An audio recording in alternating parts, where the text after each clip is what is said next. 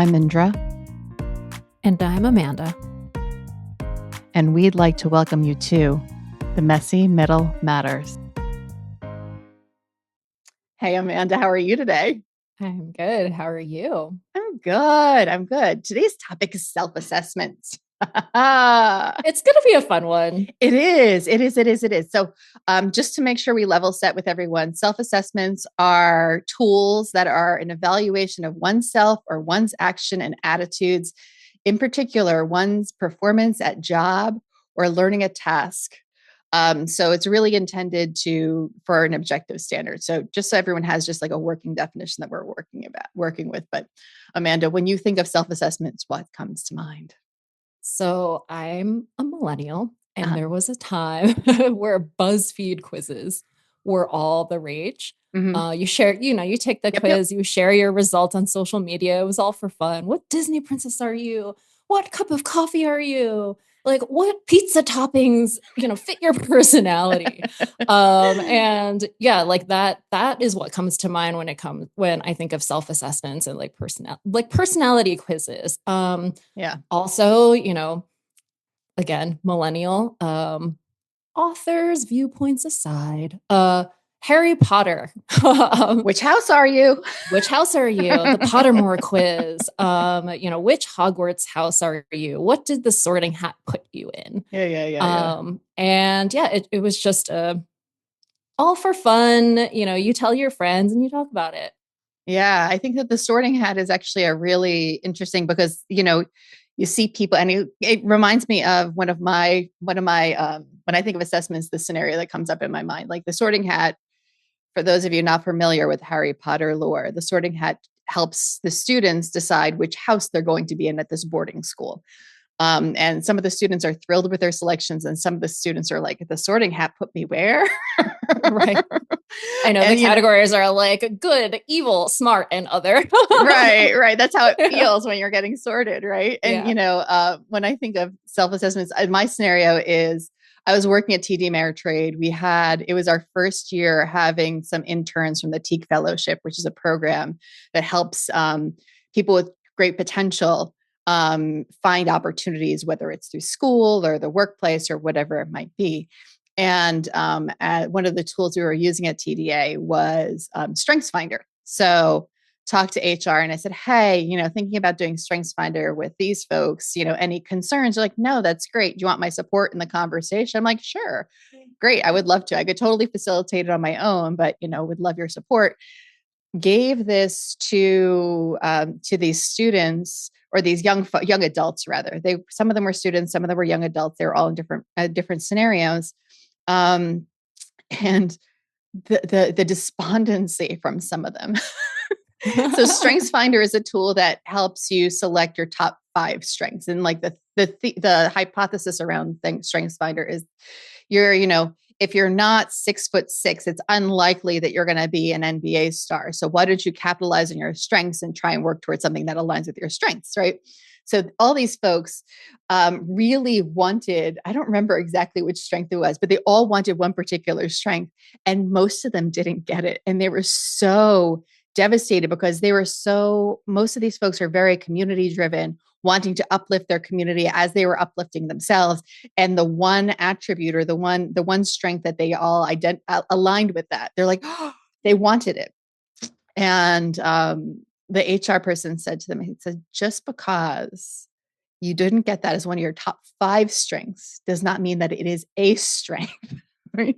It's one of your top 5, but in that scenario, like I always think of it, and my chiming, and she gave a very professional answer. And mine was, all of these assessments are like a Cosmo quiz. Right. Don't take it too seriously. Like it's, Cosmo quizzes can be anything, including which lipstick shape is your personality. Like it's, it can get really, it's like silly. The BuzzFeed quiz, right? It's like, what pizza topping are you? What pizza? Right. And it's kind of fun. And anytime we would take those BuzzFeed quizzes or even a Cosmo quiz, I try and see like, if I change, how many answers do I need to change to get the one that I really want? Oh, same, same. Like everybody wants to be in Gryffindor, right? Because that's where the hero is, That's right? where the hero is. So, you just change all of your answers to brave and, valor and, doing the right thing and you're going to be a Gryffindor. Right. But it's but the question, it begs the question, like, why are we seeing so many personality assessments in the workplace? Like, it's fine on BuzzFeed, it's fine in Cosmo, like that's sort of entertainment, and it's clearly pseudoscience, it's not. if you even include the word science at all, the meaning of in a BuzzFeed quiz or a Cosmo quiz, but why are they showing up, and like when are they useful and what are they useful for? Because these young adults wore their heart on their sleeve, so you could see their disappointment. Yeah. But in the workplace, you may not always see everyone's disappointment when they didn't get the thing that they wanted. Yeah. I mean, I recently met a bunch of people who I'll call them new colleagues, Mhm. right? Like met them for the first time in person and Yeah. we got to talk about things that weren't specifically work related. Yep. And one of the things that came up without even knowing that we were going to do a podcast episode about this, without even knowing, one of the things that came up was the Myers-Briggs personality types. The most famous of workplace and Right. or infamous of workplace Right. Famous, assessments. infamous, the most well known, I think. And, everybody led with their personality type. I know that I'm an INTJ. I take it for fun every few years. I'm consistently an INTJ, right? And I think it's like introverted, forget what the N stands I've got for. I'm an INTJ or an ENTJ depending on the day of the week, and I looked up. I've been digging out all my old self assessments. Right. I can see if Yeah, I it's can like figure it out. I'm introverted. I'm whatever the N is. I'm thinking versus feeling, and the Yeah. J is judging versus perceiving.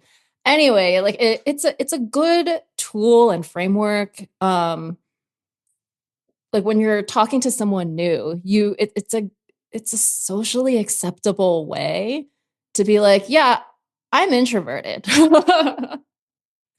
And it's a common language. I mean, I've also seen where it becomes weaponized. Like, what is your Myers Briggs? It's like, whoa, well, human beings don't go into boxes. Like, we have this desire to want to categorize and automate everything because it helps with a lot of different things. But no, I'm a human being. I'm Right. dynamic. In this part of my life, I might be one thing. In that part of my life, I might be another. But yeah.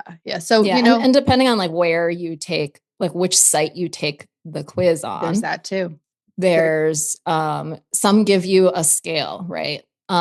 It's just like, yes, we put you in introverted, but you're only like 60% introverted, as opposed to 90% introverted. And it frames you like on a spectrum, as opposed to like everything is black or white. 100%. 100%. So, I think that, I shared one of my examples that I have from my past, but, is there anything, whether it's a good example or a bad example, Amanda's choice? Do you have a scenario of another scenario? Because we've been through a lot of these different things in different workplaces that you want to share with everyone. Yeah, I don't know if it's a good or a bad scenario, positive Yeah. or negative, but it's a scenario that comes to mind. So I worked at a company that asked us to do the DISC assessment, Hmm. which is also a common corporate one, Yep. right? It's 4 quadrants. It's DISCs. The D is dominance. The I is influence. The S is, I think, steadiness, and the C is conscientiousness, I I've think. got clarity. I don't know. They're all, I took it yesterday. So Right. on site. Anyway, it was a half day workshop. We took the quiz before the workshop and we used the workshop to talk about our results and have the discussion that's actually valuable.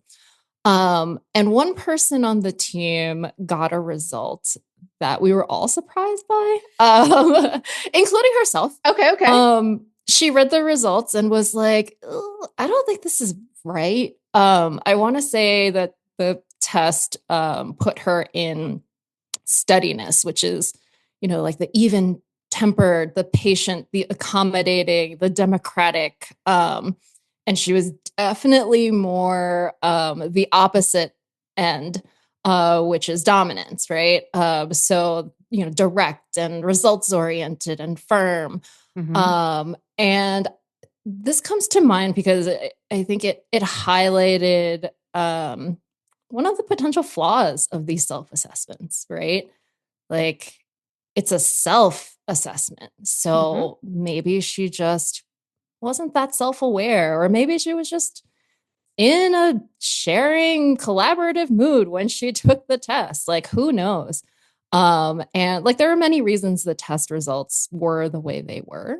And I think it's just going back to your statement of it shouldn't be used to identify you.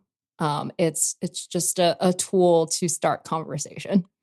100%. And I've been in conversations or organizations where, and we alluded to it a little bit earlier, like where these things get weaponized. It's like, oh, but you're a that. Like you don't get to do this because you were categorized as a that. Whoa. Like again, back to that basketball analogy. Maybe if I am, 3'2", I'm not the one who you should be putting on your basketball team. But there's a lot of gray in the world. Usually things aren't that abundantly clear. Right. Right. And there might be reasons that this might belong in a that, or you shouldn't automatically exclude things. Or, I think that when we're talking about this as a potential topic, you were talking about teams that use this as a vetting criteria for hiring decisions or promotion decisions for that matter. Right. And again, like it's a tool. It Mm-hmm. shouldn't be, I think that a director of whatever needs to have an INTJ personality type. And if you don't fit that box, sorry, like you don't have the qualifications. It shouldn't Right. be as rigid as that. Right. And, and I love a good theme. So today I'm using my astrology mug that a dear friend of mine gave me. Um, but, I think of it the same way that I think of the way that I react to my horoscope or tarot cards. Like as much as what the tool is giving me, it's my reaction to the results. That's sometimes like if I'm working with myself, like, we'll go into how working with teams, these are useful, but like working with myself is so much fun. Like that's where the juice is. Like, how did I feel about that? Ooh, like, like, is that true? Is that not true? Why might that have come up? You know? Right. And I think, we talk a lot about self-reflection, right? Yeah. Sitting with yourself and really thinking about who you are, how you feel. And this is just another tool for self-reflection and understanding how you like to communicate or be communicated with, right? Is a really helpful detail to have about yourself and to be able to put yourself in one of these frameworks and talk about it with the people you interact with, the people you work with. I think allows better collaboration, and it allows a better understanding of you and the way you work with others, and vice versa, right? Hearing other people's disc personality types allowed me to understand them better and how to better work with them. Yeah. No, I think that I love what you hit on there. Like I love any tool or resource or whatever that gives me language for something that I inherently understand, but may not be able to convey to others. And this is just another one of those tools that allows to do that. And one of the other ways, so my deepest experience, I mentioned it earlier, is Strengths Finder. I spent 7 years at TD Ameritrade, so I learned Strengths Finder there. And I've applied it in other places too, but where it's been useful is taking the results, and each of these frameworks, like DISC has its four, Strengths Finder has its, I think it's got 5 different master categories that these strengths land in, right? And taking a look at an entire team having everybody in the team take that assessment and then mapping the results on a spreadsheet and see, like, are you over concentrated? And I'll use the language that's in StrengthsFinder. Are you over concentrated in strategic thinking, relationship building, influencing, executing? Oh, there's only four there too. They've got four. But are you over indexed somewhere or under indexed somewhere? And that'll explain so much. You're like, oh, we are, I've been part of teams where we had little to no influencing, and we were wondering why we couldn't get the rest of the company to understand our objectives and why we wanted to do something, because we had no influence. We had, like, it was one of our weaker strengths. And like what we did then was to, when we were interviewing people to round out the team, not only were we looking for those practical skills of, can they do the job? In this case, it was a design team. Can they do the things that are necessary for platform X, Y, or Z?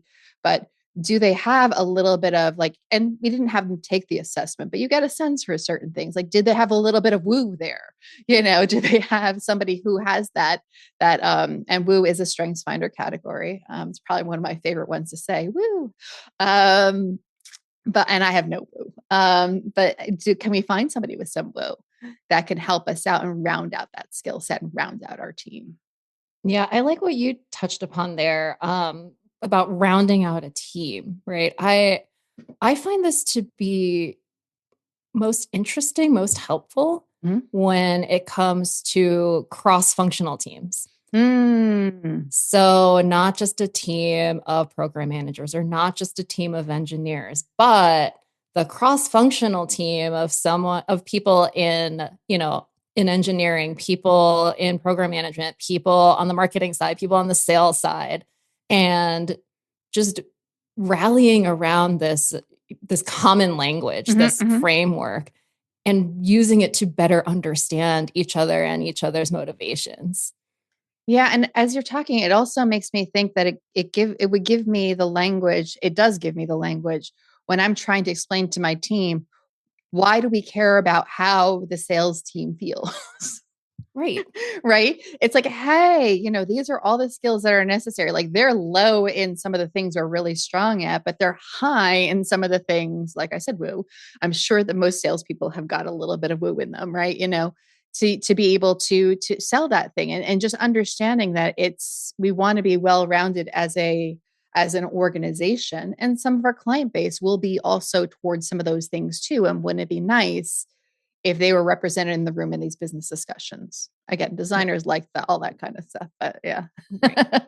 Right. And I think, it touches on the empathy piece, Mm, right? It's yeah. like, once you understand that there are other categories other than your own, and truly understanding, how these people think, how these people operate, how these people like to communicate. I think it just leads to better collaboration across the board.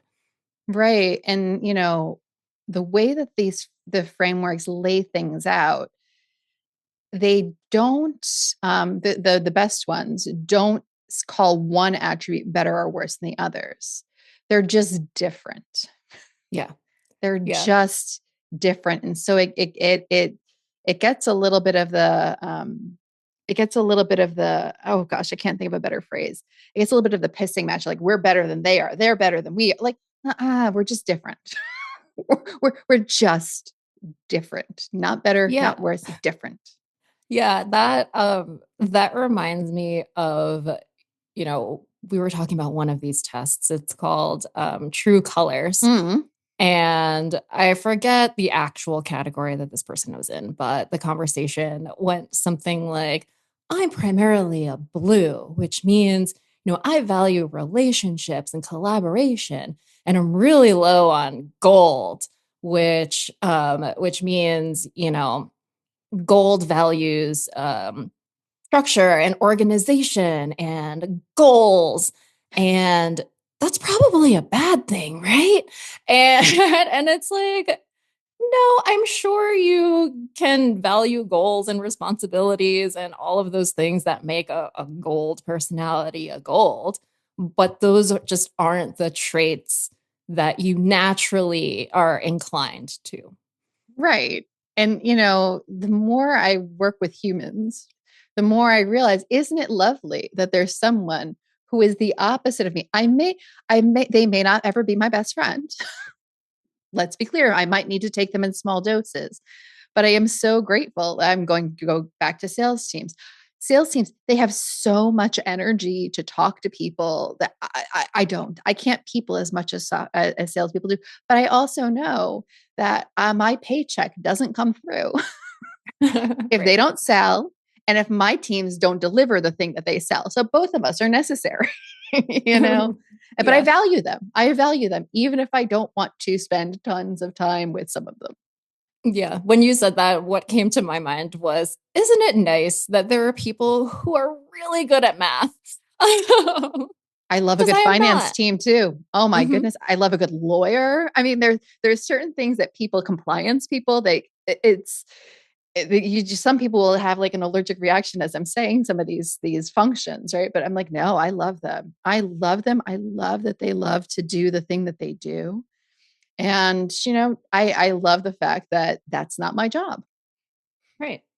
That's not my job. I love the fact that they do what they do and they love to do what they do and they're good at doing what they do because I'm not those things.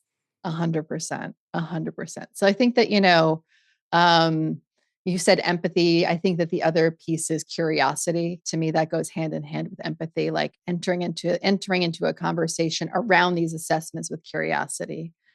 Um, but I think that what we haven't touched on is, some of these tests and taking these tests are mandatory. And sometimes they come from our people leader, which has a certain weight to it, our people manager, the leader of our department. Sometimes they come from human resources or the people team. That comes with a different kind of weight, right?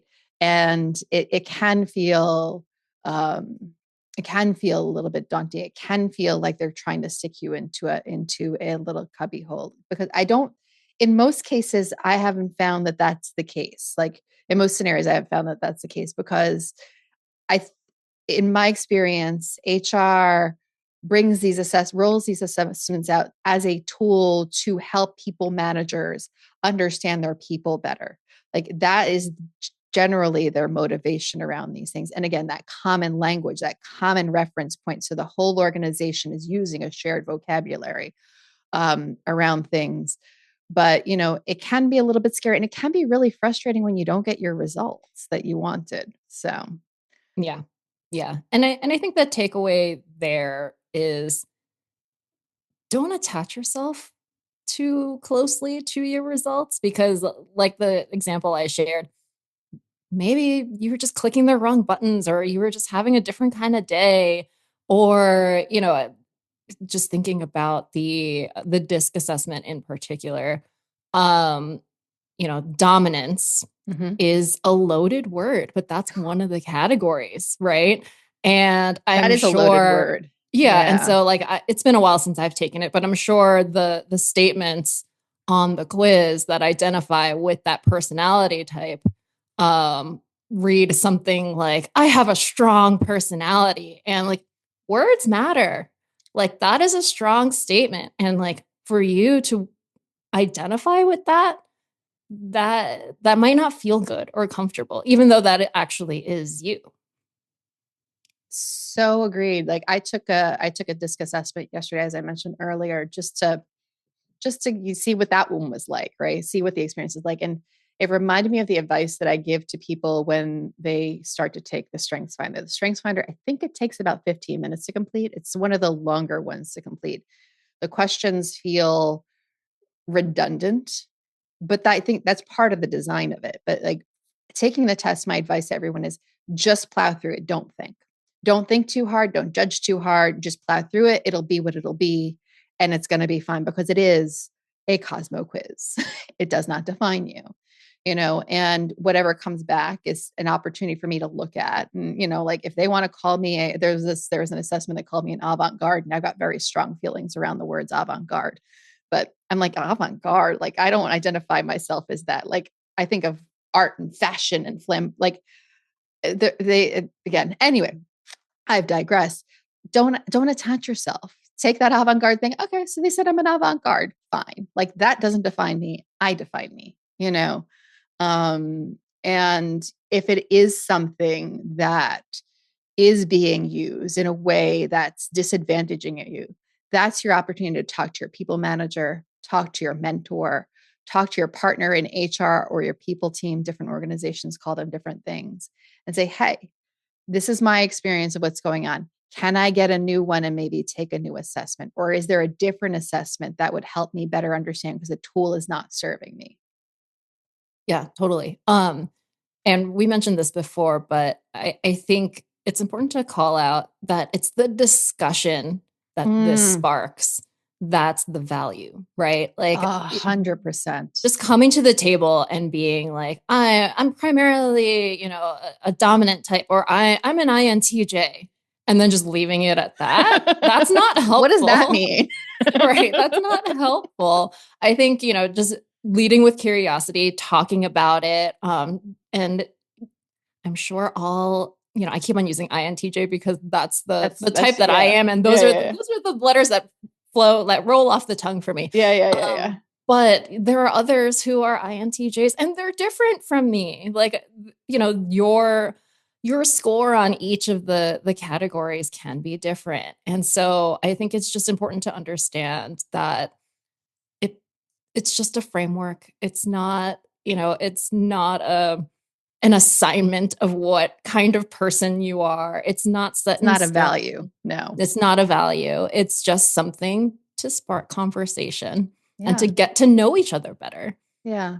And I like that little bit of advice that you had there, like embedded in there. When someone says, and I'm an INTJ and just like leaves it, like, what does that tell me more about that? Tell me more about that. Because they clearly wear that as an identity. I might choose not to use my INTJ as an identity, or like I and E, depending on the day, like I said, but like I don't use that as my identity. They do. What does that mean to you? Like, how does that change how you work? What does that mean and how I should work with you? What does that mean when it comes to the things that you're really good at? Just create it as a door opening. Even if they just put the door up, it's a door label. Use it as a vehicle to open up that door and get to know them a little bit better. Right. If they're an I, that means they're introverted. What does that mean? Does that mean, don't talk to me at the team dinner? What does that mean in terms of how I work with you, how I communicate with you, how you feel about yourself? Yeah. Yeah. I think we will someday have a topic of introverts, extroverts, and ambiverts, because that's a whole nother type of those personality types. But yeah, what does that mean? But through that work, through Susan Cain's work, it is like, what does that mean to you is really important. How do you like to recharge? How do you like to work? Should I be stopping by your desk every 5 seconds? Right. Introverts, not so much. Extroverts, they would love that. Right. Love the water cooler chat. Love it. Love it. Any other thoughts or anything else that you want to add? I know that we like I said, we both love and hate. I've mixed emotions around self-assessments, but find them overall rather valuable. Anything else you want to add to share with everyone before we say goodbye to everyone for today? Not really. Yeah, I too find them valuable if they're used the way they're intended to be used, just as a tool again. And I just think they're fun. They can be fun. Yes, they're fun. They help me unlock my inner child of like, again, I feel like I'm sitting in a dorm room filling out my Cosmo quiz. What's it going to be? Right. I'm kind of inspired to go on BuzzFeed right now and take a bunch of silly quizzes. I like it. Let's do it. Anyway, thank you, Amanda, for being with being with me today and exploring the self-assessments. I'm going to figure out how to do my closings a little more cleanly in the future, but I hope that everyone who's listening joins us next time for another topic for the messy middle. Bye, everyone. Bye.